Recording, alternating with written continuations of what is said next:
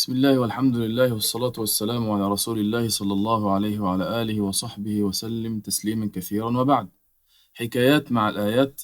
قال رب الأرض والسماوات: ولنبلونكم بشيء من الخوف والجوع ونقص من الأموال والأنفس والثمرات وبشر الصابرين الذين إذا أصابتهم مصيبة قالوا إنا لله وإنا إليه راجعون أولئك عليهم صلوات من ربهم ورحمة وأولئك هم المهتدون. في الآية الكريمة توكيد من الله تبارك وتعالى على أن البلاء نازل لا محالة، فالذي يتكلم هو الله تبارك وتعالى، والذي أكد الكلام هو ربنا تبارك وتعالى. وأي واحد منا يتكلم بكلام يؤكده من الممكن أن يفعله ومن الممكن ألا يفعله. يعني أنا لو قلت لواحد أنا جاي لك بكرة إن شاء الله، أو ما قلتش إن شاء الله، قلت له أنا جاي لك بكرة، ممكن بكرة دي أجيله أو ما أجيلوش. لذا قال ربنا تبارك وتعالى في معنى الكلمات: لا تؤكد الكلام بمشيئتك أنت، ولكن أكد الكلام بمشيئة من يستطيع أن يجعل الكلام كائنا ومؤكدا. قال ربنا تبارك وتعالى: ولا تقولن لشيء إني فاعل ذلك غدا إلا أن يشاء الله. مع إن لما قلت لحضرتك أنا جاي لك بكرة كنت متأكد إن أنا جاي لك، أنا متأكد إن أنا جاي لك، لكن لست متأكدا بأنني أستطيع أن أفعل. أنا بكرة فاضي وما وريش حاجة ومتفرغ ليك، لكن هل ضمنت أنا إن أنا أقدر أعيش لبكرة أو لا؟ هل تأتي بلية أو مصيبة؟ هل ضمنت إن في شيء يجي يعطلني أو لا؟ لا أضمن. فالذي يضمن الكلام حينما يتكلم به إنما هو الله تبارك وتعالى. فمن ضمن ضمان الكلام الذي سيقع لا محالة، والذي أكد ذلك هو الله في قوله تبارك وتعالى: ولنبلونكم، يعني ده شيء مؤكد إن البلية ستصيب كل واحد منكم، كان من كان، مسلم، كافر، امرأة، رجل، كبير، صغير، بشر من البشر، حيوان، أيا كان، كل من على وجه هذه البسيطة سيبتلى. فقال ربنا تبارك وتعالى للبشر خاصة، كبير بقى، صغير، غني، فقير، وزير، غفير، أيا كان من على هذه البسيطة سيبتلى. فأكد الله تبارك وتعالى وقال: ولنبلونكم. يبقى أخواننا الابتلاء والبلاء وقدر من العناء والشقاء سيأتي، خلاص لا محالة، والذي أكد هذا الكلام هو الله تبارك وتعالى. فقال ربنا: ولنبلونكم، خلاص.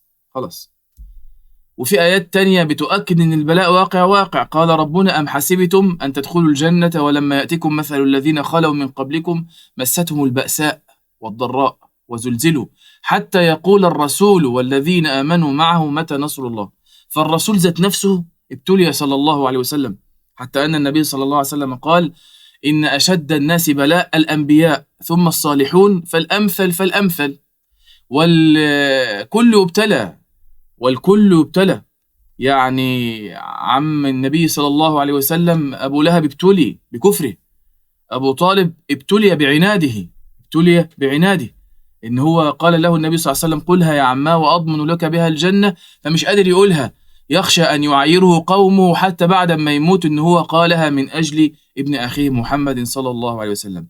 فقوله تعالى: ولنبلونكم، يبقى ده شيء واقع، والذي ضمن هذا الوقوع وأكد عليه هو الله. ولنبلونكم أسلوب توكيد، خلاص.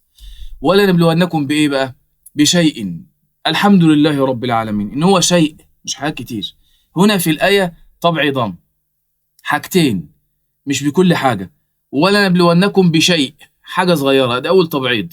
بشيء من تبعيض، حاجة بسيطة، لأن إحنا لو بليناكم بكل البلاءات لن تتحملوا، مش هنستحمل بلاءات الله تبارك وتعالى إن نزلت علينا جملة واحدة، لن يتحمل أحد. لذا قال ربنا تبارك وتعالى سبحانه وجل في علاه: ولو يؤاخذ الله الناس بما كسبوا ما جعل على ظهرها من دابة ولكن يؤخرهم إلى أجل مسمى فإذا جاء أجلهم فإن الله كان بعباده بصيرا. فقال ربنا: ولنبلونكم بشيء من دي تخلينا نسجد لله تبارك وتعالى شاكرين على لطف الله عز وجل بنا.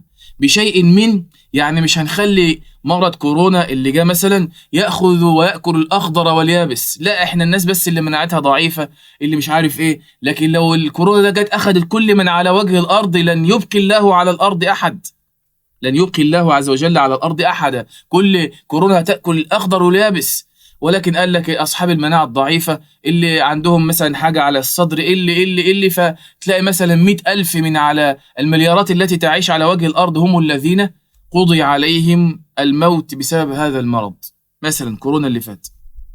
فقال ربنا ولنبلونكم بشيء، ودي نحمد ربنا تبارك وتعالى عليها، بشيء دي حتة صغيرة قرصة ودن يعني، بشيء من تبعيض وتبعيد، حاجة بسيطة وحاجة بسيطة، لأنكم لن تتحملوا كل ما يرسله الله تبارك وتعالى من ابتلاءات، احنا ضعاف. ولنبلونكم أسلوب توكيد، هيحصل. قال ربنا تبارك وتعالى في صدر سورة العنكبوت ألف لام ميم: أحسب الناس أن يتركوا، الناس، ما قالش المسلم بقى، ما قالش الكافر، ما قالش الوزير، ما قالش الغفير، ما قالش السلطان، ما قالش القوي، ما قالش الضعيف، الناس.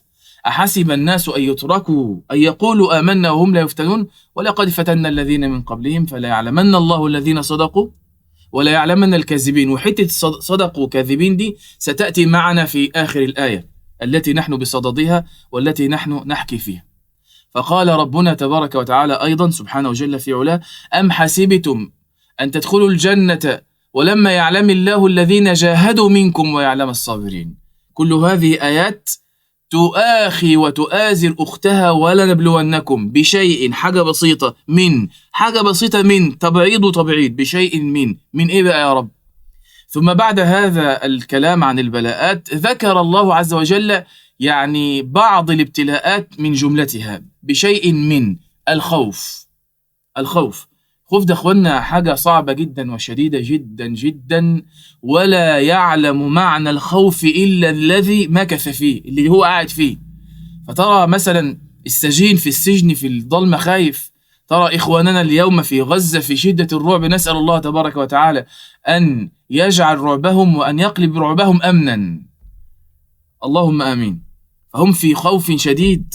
ولنبلونكم بشيء من الخوف. شوف بقى ربنا تبارك وتعالى قال الخوف والجوع، فلما ربنا تبارك وتعالى يعاقب بعض الناس وبعض الأمم يعاقبهم بالخوف والجوع. اسمع إلى قول الله تبارك وتعالى في سورة النحل: وضرب الله مثلا قرية كانت آمنة مطمئنة يأتيها رزقها رغدا من كل مكان، عملت إيه؟ فكفرت بأنعم الله فأذاقها الله لباس الجوع والخوف. شوف، جوع وخوف بما كانوا يصنعون. يبقى ممكن الخوف والجوع والقلق والحيرة وما نحن فيه من ضنك وكرب يكون بأيدينا بما كانوا يصنعون. لذا قال ربنا أيضا: ظهر الفساد في البر والبحر بإيه؟ بما كسبت أيدي الناس. ليه يا رب؟ ليذيقهم بعض الذي عمل. شوف برضو كلمة بعض دي أخت كلمة بشيء، أخت كلمة من، حاجة بسيطة شدت ودن، لأننا لا نتحمل كل الذي يأتي من عند الله جل وعلا، هننهار، مش هنستحمل، إحنا ضعفاء، كل من على وجه الأرض ضعيف. فقال ربنا: ليذيقهم بعض الذي عملوا لعلهم يرجعون. لو أن الله تبارك وتعالى أذاقنا بكل ما عملنا ما جعل الله على ظهرها من دابة، مش هنستحمل. يعني لو أن الله عز وجل انتقم منا بكل أعمالنا السيئة، إيه اللي هيحصل فينا بقى؟ أنت قول لي اللي هيحصل فينا. فقال ربنا: ولنبلونكم بشيء من رحمة الله من الخوف. ورأينا الخوف في كل مكان وفي كل يرابيع الأرض. مش لازم الخوف يكون على الدنيا كلها، لكن بعض الناس ذاقوا الخوف. بشيء من الخوف والجوع. جاع النبي صلى الله عليه وسلم في الشعب الذي كان يحاصر فيه النبي صلى الله عليه وسلم، جاع، وربط النبي صلى الله عليه وسلم على بطنه رباطا وربط حجرا صلى الله عليه وسلم. وجاع بعض أصحاب النبي صلى الله عليه وسلم وذاقوا الجوع، وكان النبي صلى الله عليه وسلم يدخل ويسأل: أعندكم طعام؟ فيقولون له صلى الله على النبي محمد. وكان النبي صلى الله عليه وسلم يفوت على بيته الهلال والهلال 3 أهلة ولا يوقد في بيت رسول الله نار. فممكن يبقى الأنبياء ذاقوا بعضا من الجوع، ذاقوا بعضا من الجوع ومن الخوف. من الممكن أن يكون ذلك سنة على أهل الإيمان وغير أهل الإيمان. بشيء من الخوف والجوع ونقص من الأموال والأنفس والثمرات. ونقص من الأموال، من الممكن أن يصاب الإنسان منا بضائقة في المال، ضائقة شديدة، لذا قال النبي صلى الله عليه وسلم: أعوذ بك من غلبة الدين وقهر الرجال. ونقص من الأموال والأنفس، يموت عزيز عليك. مات عم النبي صلى الله عليه وسلم، وتأسف النبي على عمه حمزة أسفا شديدا، حتى قال لي وحشي: اقعد قل لي قتلت عمي ازاي. فجلس وحشي رضي الله عنه وأرضاه وقص كيف قتل عم النبي صلى الله عليه وسلم، فبكى النبي صلى الله عليه وسلم وقال: أعرض عني. ولما مات ولد النبي صلى الله عليه وسلم إبراهيم، بكى النبي صلى الله عليه وسلم. قالوا: أنت يا رسول الله أنت اللي بتبكي؟ قال: إنها الرحمة، إن العين لتدمع وإن القلب لا يحزن، وإنا على فراقك يا إبراهيم لمحزونون ولا نقول إلا ما يرضي ربنا، إنا لله وإنا إليه راجعون. هو ده كلام النبي صلى الله عليه وسلم. والحتة الأخيرة اللي هي بتاعت بقى: لو صبروا على الجوع والخوف ونقص من الأموال وعزيز عندهم مات ماذا يفعلون؟ سخطوا. قالوا: ليه كده يا رب؟ ليه بتعمل معنا كده يا رب؟ لا، أهل الإيمان يرضون بقضاء الله جل وعلا ويقولون على بلاءات الله: إنا لله وإنا إليه راجعون. أولئك عليهم صلوات، رحمات، مغفرات من ربهم ورحمة، وأولئك هم المهتدون. نسأل الله تبارك وتعالى أن يجعلنا من المهتدين. وصل اللهم وسلم وبارك على نبينا محمد وعلى آله وصحبه أجمعين.